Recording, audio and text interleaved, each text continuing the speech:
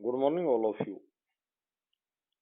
आज मैं समाज के नाम एक बहुत ही मजबूत संदेश प्रेषित कर रहा हूं,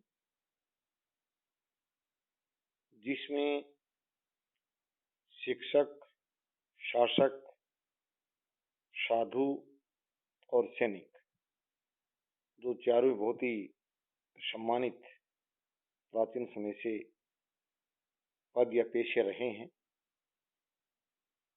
और भविष्य में भी रहेंगे, परंतु बीच बीच में जो सुनने में आता है मीडिया के माध्यम से या स्थानीय लोगों द्वारा पुलिस में इन वर्गों के विरुद्ध संगीन मामले दर्ज होने पर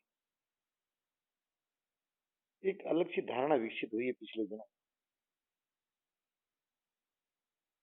उसमें मैं समाज से एक बात साझा करूंगा कि विश्वास बनाए रखें।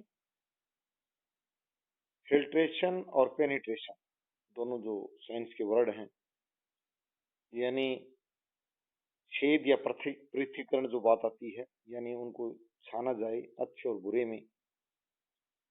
किसी एक लाखों में से एक चोर सिपाही के पकड़े जाने पर जो सेना में भर्ती से पूर्व भी संगीन अपराधी था, परंतु स्थानीय स्तर पर लोगों को उसके रोजगार के लिए, उसके जीवन के लिए, उसके जो जांच के दौरान हस्ताक्षर कर दिए जाते हैं कि इसका जीवन सुधर जाएगा, पेट भर जाएगा, ये खुद सुधर जाएगा। इस तरह उदारता वश जो भाव उनका जो होता है, आगे चलकर वो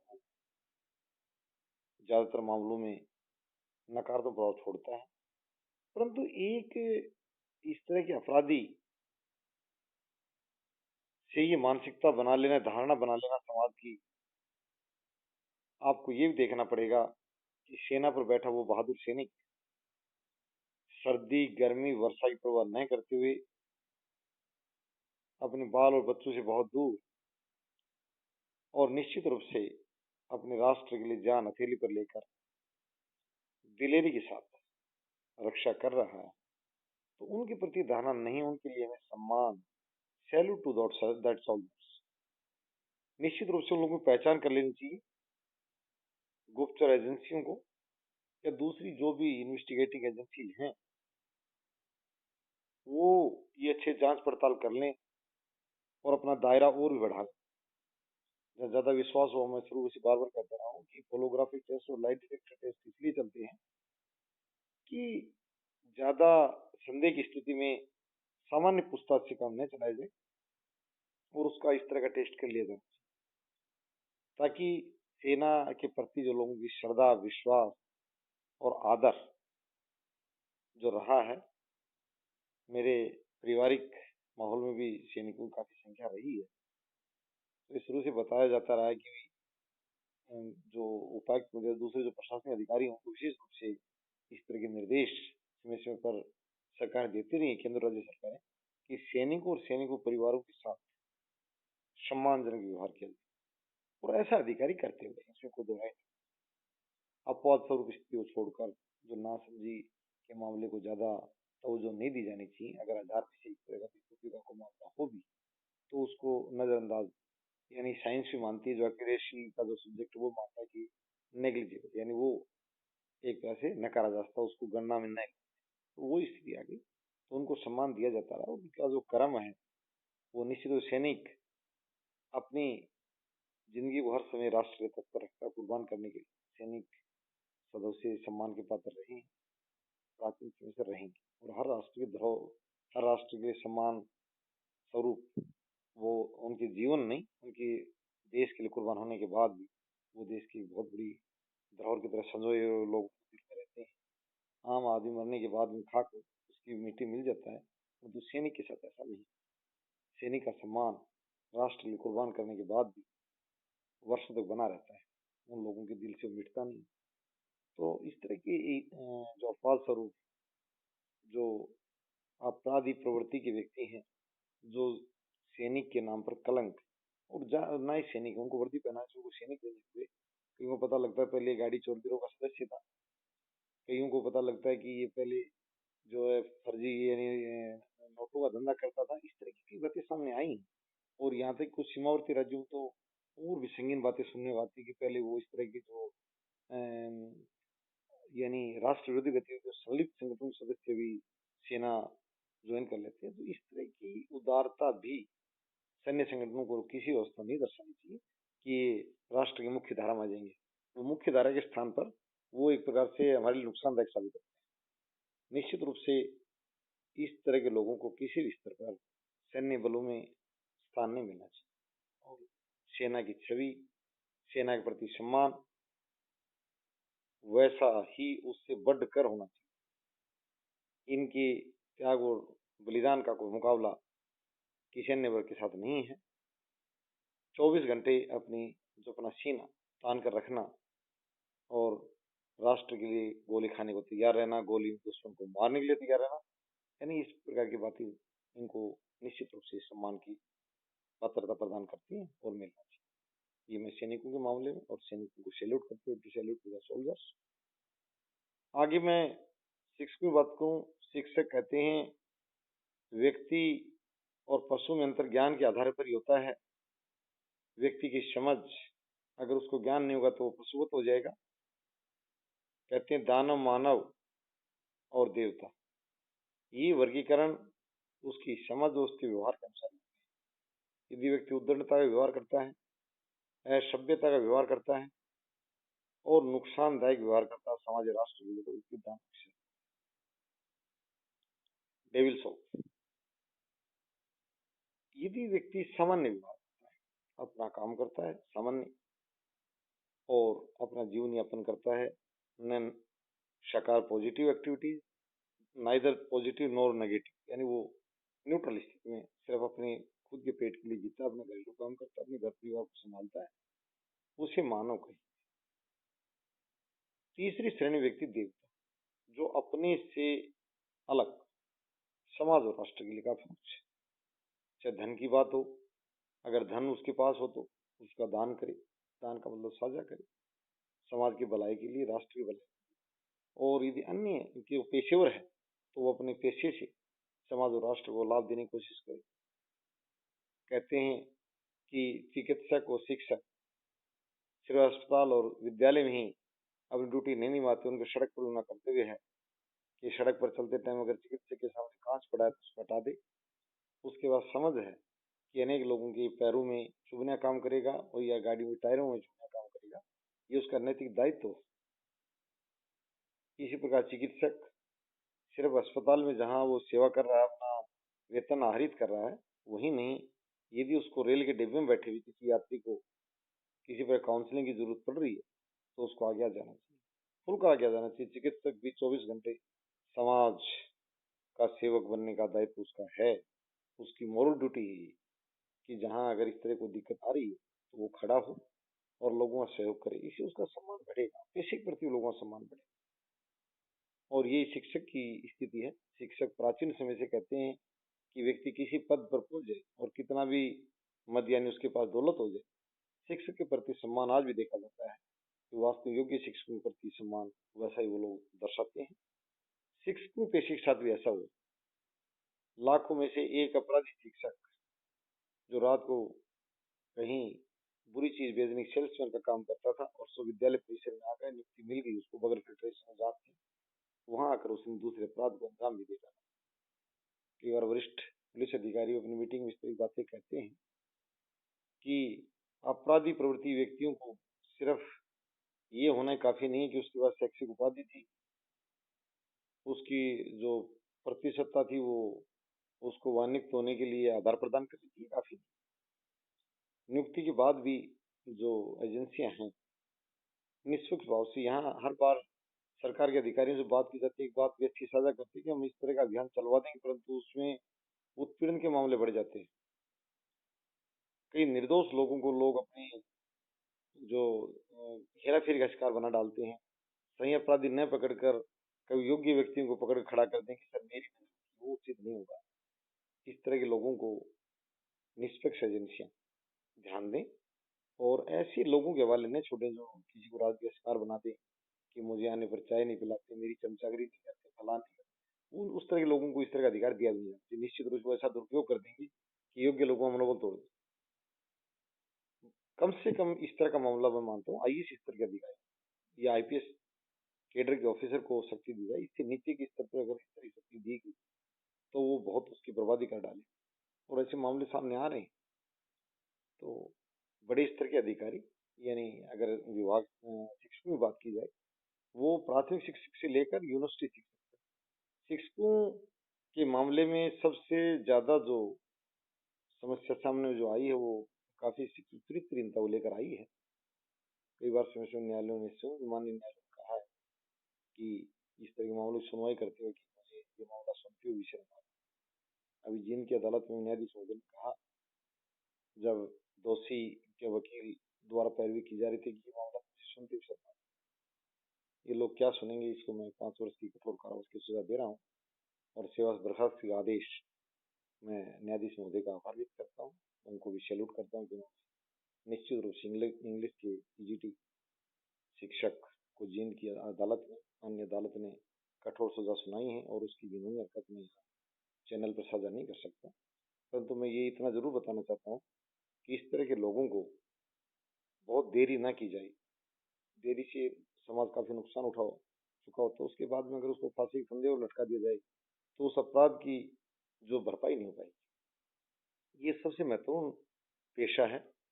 इसमें बहुत ही अलग यानी मॉनिटरिंग की जरूरत है। सामान्य से काम नहीं चलेगा। कई बार अपराधी काफी बड़ा अपराध कर चुका होता है। इसी तरह पिछली बार जो सैनिक विद्यालय झुंझुनू का मामला था, जहां सांसद हनुमान बेनीवाल जो नागौर से लोकसभा सदस्य हैं, उन्होंने ये मामला उठाया था कि फास्ट ट्रैक बैठाकर उसके जो वहाँ जो अपराधी शिक्षक था उसका अपराध काफी घिनौना और बहुत बड़े स्तर का अपराध था। तो उन्होंने कहा कि इस मामले को सामान्य स्तर पर न लिया जाकर फास्ट ट्रैक अदालत द्वारा, यानी मामले की 24 घंटे सुनवाई कर कुछ न्यायाधीशों द्वारा इसका निपटान किया, जिसको फांसी की सजा जैसी सजा कठोर दी जा सकती है वो दी जाए।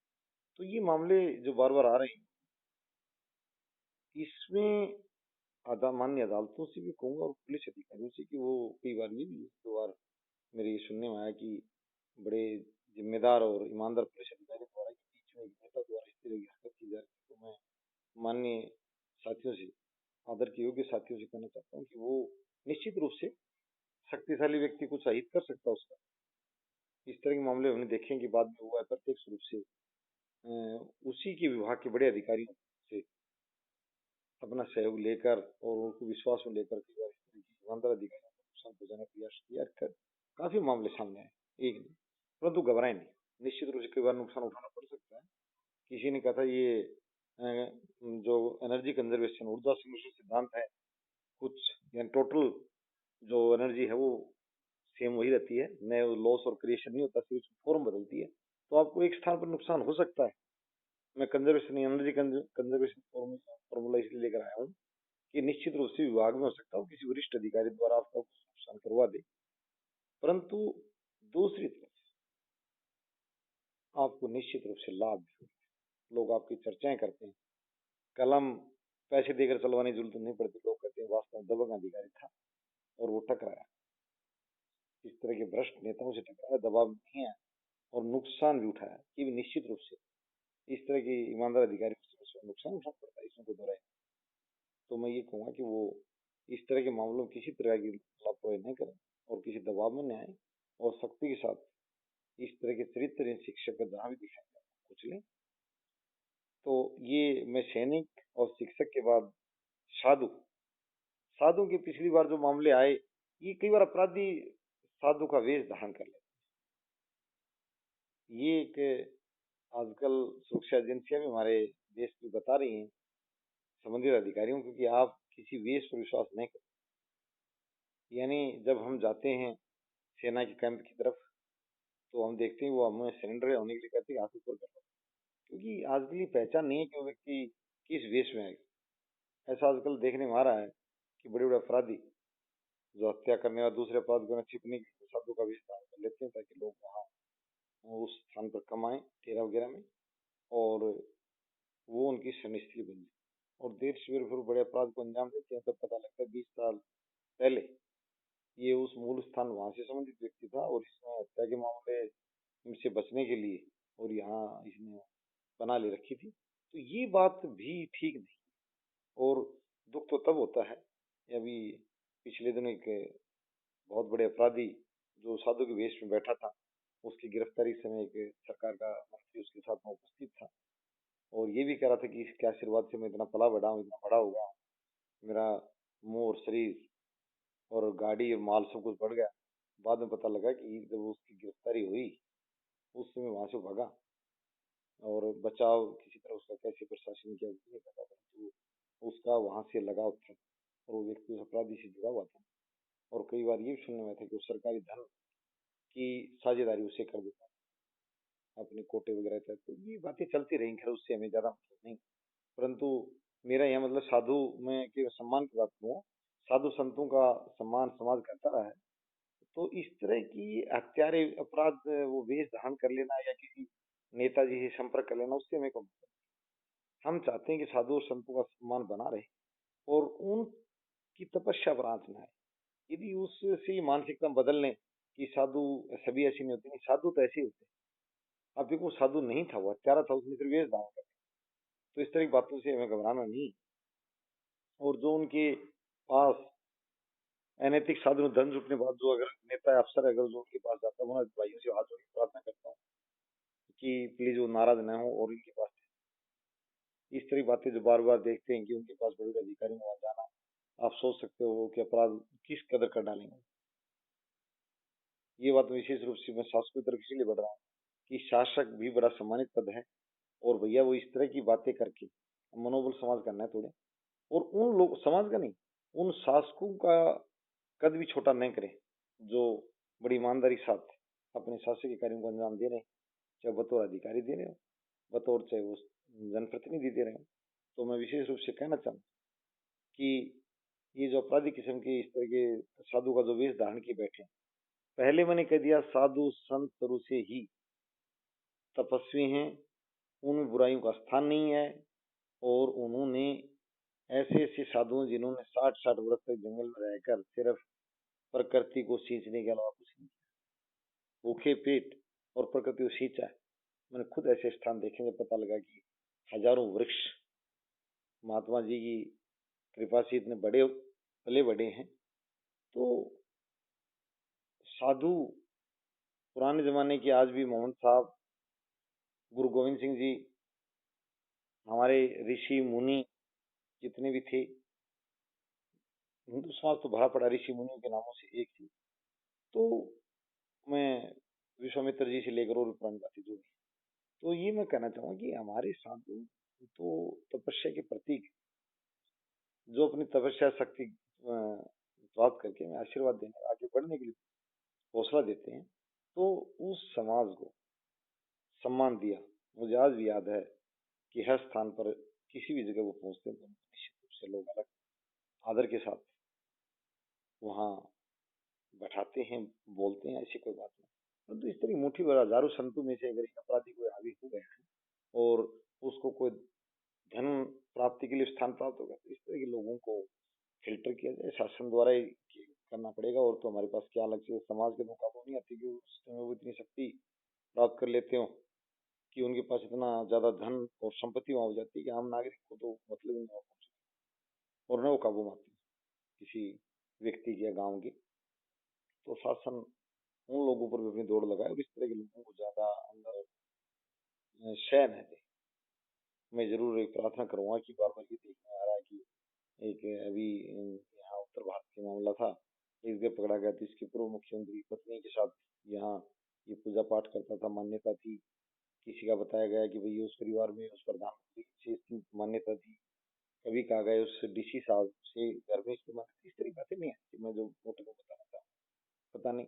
तो मेन बात यही मैं कहना चाहूँगा कि साधु समाज के संतों का सम्मान बना रहे, जैसे पुराना था उससे भी आगे बढ़े, शिक्षित समाज ज्यादा समझेगा और उनकी तपस्या के बल पर आज समाज पला बढ़ा है, राष्ट्र पला बढ़ा है। उनको उनको भी नतमस्तक, उनको पाँव दो, ऐसी कोई बात नहीं। और सभी समाज के लोगों से। कई बार देखने में आता है कि कुछ साथी बाद में साझा करते हैं कि सर आपने ये बात सिर्फ एक धर्म विशेष की नहीं, हम पहले कह चुके हैं कि चैनल का प्रयास जो है शांत और सभ्य समाज के निर्माण का है। और सभी पाकिस्तान में रहने वाले नागरिक भी जो सभ्य नागरिक, कट्टरपंथी अफगानिस्तान और चीन से जुड़े, परंतु सभ्य नागरिक, पढ़े लिखे नागरिक जो उदार प्रवृत्ति के हैं, जिनमें कट्टरता का स्थान नहीं, पहनने में बोलने में कैसे भी, और धनी और शिक्षित लोग भी, गरीब भी हो, तो वो तेजी से पलायन कर रहे हैं।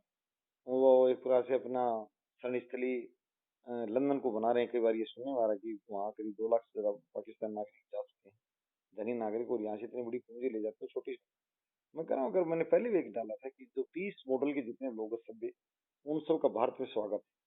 और मैं सरकार से अनुरोध करूंगा कि इस तरह के व्यापारी, वैज्ञानिक और शिक्षक और पत्रकार, कई बार पाकिस्तान की लेखिका, महिला लेखिका जो बात देखता हूँ बड़ी अच्छी लिखती हैं कि ऐसा हो कि सिंध वाले सारे पत्रकार और पढ़ने वाले बम्बई आ जाएं, अहमदाबाद आ जाएं, और इधर लाहौर वाले यहाँ दिल्ली आ जाएं, तो दिल्ली आ जाएं, लुधियाना आ जाएं, अमृतसर आ जाएं, अमृत उनका मूल स्थान रहा अमृतसर, अम्बाला आ जाएं, चंडीगढ़ आ जाएं, शिमला आ जाएं, कोई दिक्कत नहीं। तो मैं ये निश्चित रूप से कहूंगा कि इंग्लैंड नहीं, इंग्लैंड काफी दूर है, और इंग्लैंड से भी सुंदर, लंदन से भी सुंदर दुनिया उनके पास है। और एक बात ये भी कहना चाहूंगा, सिंध और हमारा देश के गुजरात और महाराष्ट्र, उन लोगों की संस्कृति और पुराने जमाने के साथ में, इसमें कोई दौरा नहीं है।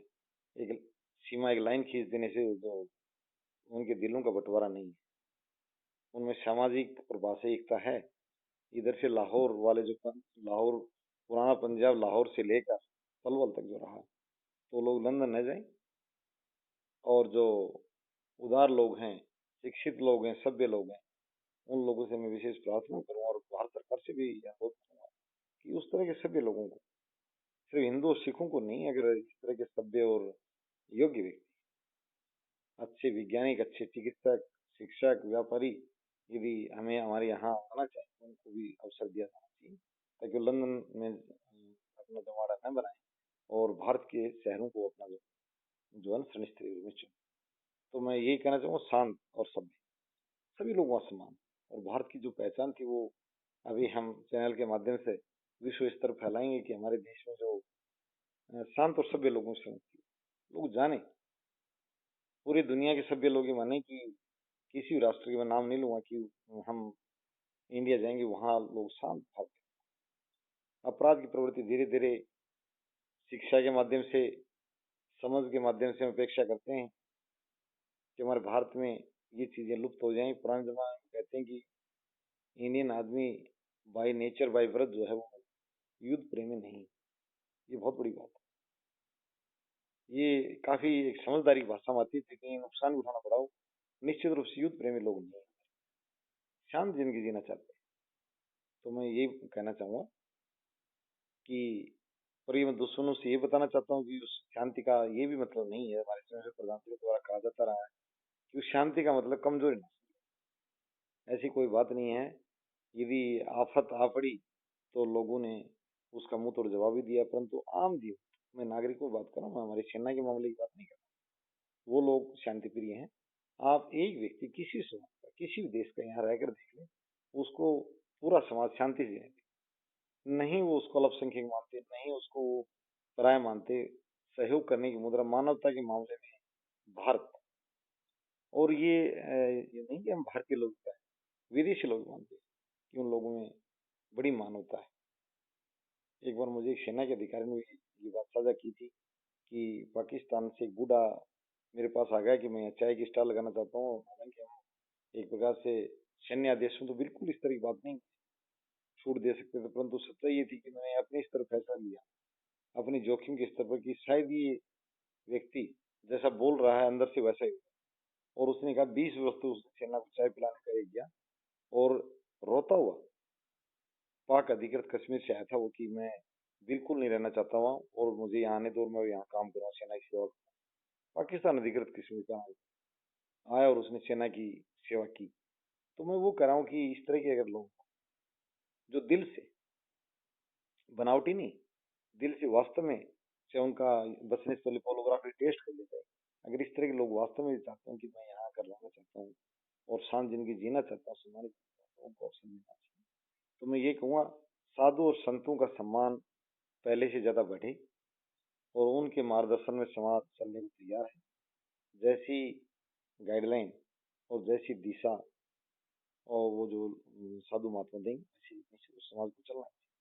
और जो धर्म क्या है, ये हिंदू धर्म आदिकाल से माना जा रहा है। बाकी मोहम्मद साहब, महात्मा बुद्ध जी, महावीर स्वामी जी, ये इसी युग में बहुत लंबे अरसे की बातें नहीं, पैदा होकर वो अच्छी बातें बताई, वो महात्मा ही थे, साधु संत ही थे कि भाई ये बुरा काम मत करो, ये मत करो, ये मत करो। गुरु नानक देव जी 500 वर्ष पहले ही पहुंचे हैं, तो सेवा पर जोर दिया उन्होंने। मोहम्मद साहब ने शोषण मुक्त समाज पर जोर दिया। यानी कंसेप्ट उनकी मोटी मोटी बातें है। महावीर स्वामी जी और महात्मा बुद्ध जी ने जीव करना करना दया भाव पर जोर दिया। ये सामान्य सी बातें हैं जो हमें समझनी चाहिए और अपने जीवन में उतारनी चाहिए कि उनके आदर्शों को मानता है। ये नहीं है कि मैं मानता भी और आदर्शों को, उनके आदर्शों को मानता भी, ठीक है।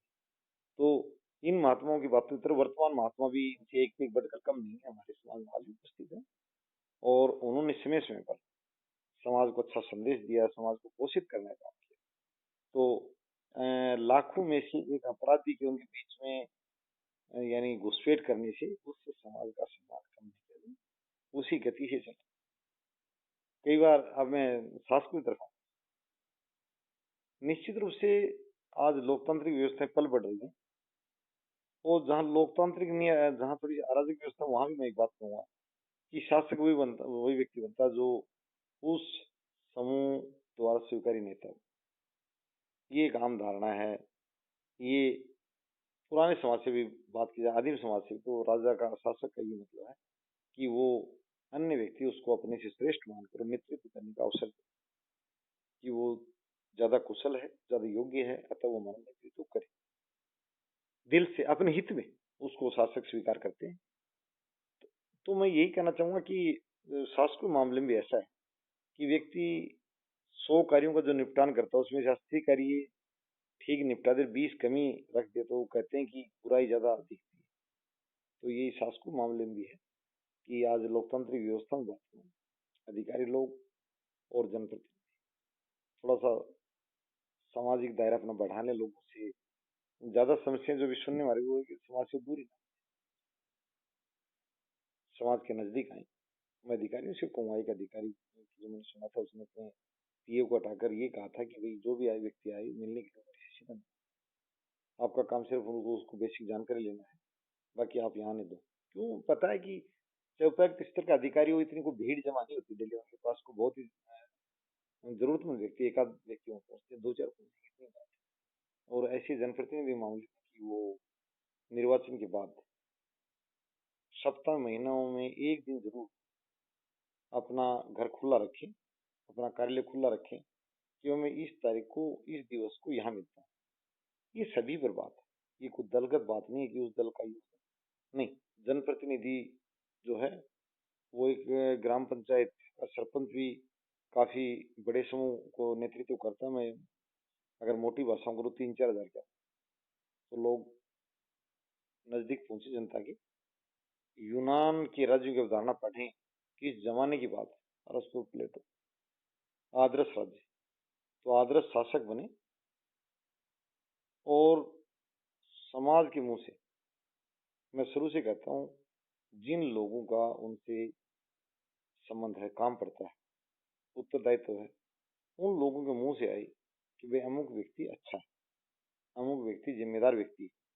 ज्यादा बहुत बड़ी बात नहीं, सामान्य व्यक्ति को, किसी का चेक काट कर नहीं देना, कोई उसके नाम कोई अपनी पूंजी उसके खाते में ट्रांसफर नहीं करनी है। सामान्य बात जो रखते हैं जनता, जनप्रतिनिधि, उनकी बातें सुननी चाहिए, उनके साथ साझा करनी चाहिए और सही बात पर आगे बढ़ना चाहिए। उनकी बात अगर कोई ठीक नहीं तो उनको समझाने का प्रयास करना चाहिए, आपकी बात मैं नहीं कर सकता, आपकी जो अमुक मांग है या मेरे जो सहयोग है ये नीतिगत नहीं है, इसलिए मैं आपका सहयोग नहीं कर सकता। तो निश्चित रूप से शासक और प्रशासक, शासक विशेष रूप से ध्यान दें और जनता के और करीब आए, जनता से जुड़ें। मैंने पहले भी कहा था कि फोन अटेंड करना सीखें। ज्यादा देखने में आता है कई बार इस तरह के अधिकारी कह देते हैं, पीए हो गया, आप ये कर लेना, बता देना शाम मीटिंग में, ये ठीक नहीं। ये मैं उनको बताता हूँ। वो शासक वर्ग जो है, हम नहीं, शासक वर्ग को समझाए। जो संगठन है, IAS association, Indian medical association, इसी प्रकार से दूसरे जो उनके संयुक्त संगठन, वो लोग साझा करें कि भाई आपका काम ठीक नहीं है, आप सुधारें। जनता में अच्छा फीडबैक जाने दें, हमारा भी। तो मैं ये कहूंगा कि हम नहीं कहेंगे उनकी आलोचना, उनके जो समकक्ष हैं, उनके खुद संगठनों के जो सदस्य हैं, वो उनसे कहेंगे आप कार्य अच्छा करें और लोगों से जुड़ें। और ये बात शासक जो जनप्रतिनिधि, आज मैं उनसे कहना चाहूंगा कि किसी की जिद्दी न करें। कई बार हम देखते हैं काफी अच्छी बातें साझा करते हैं, उसके बावजूद भी ये कहना कि उस पर गौर न कर, ये ठीक नहीं। गलत बात न सुनी जाए, पॉजिटिव बात सुनने की आदत विकसित करें सभी जनप्रतिनिधि। मैं एक ही बात नहीं कर रहा हूँ कि सामने जनता के सम्मुख खड़े होकर बातचीत करें और अच्छी बातें जो बताई जाए, समाज सुधार के लिए कोई कानून निर्माण की बात हो। मैंने पहले कहा था कि हमारा प्रयास शांत और सभ्य समाज। चोर कैसे पैदा होते हैं, कारण, और चोर पैदा होने से रोकने का निवारण, ताकि भविष्य में पैदा न हो, उसके लिए क्या सामाजिक बदलाव किया जाए, क्या शासकीय बदलाव किया जाए, ताकि हमारे देश में चोर पैदा ही नहीं। इस पर भी तो चर्चा की जाए कि चोर किस कारण से पैदा होते हैं और उनको पैदा होने से रोकने के लिए क्या किया जाए। ये मुख्य बात है। तो यही बातें मैंने बताया कि जो चारों वर्ग हैं, ये सम्मान की पात्रता रखते हैं और उनके बीच में अगर कहीं कमी है तो उसको दुरुस्त किया जाए। और ये स्वयं भी अपने अपने वर्गों की साख बढ़ाने के अभियान युद्ध स्तर पर चला। किसी ने कहा था कि वो इफिशियंसी का लेवल होता है कि किस स्तर तक कार्य किया जाए। तो ये भी अपना अधिकतम इफिशियंट, यानी मोर देन 80% इस कार्य को तेजी दें। धन्यवाद।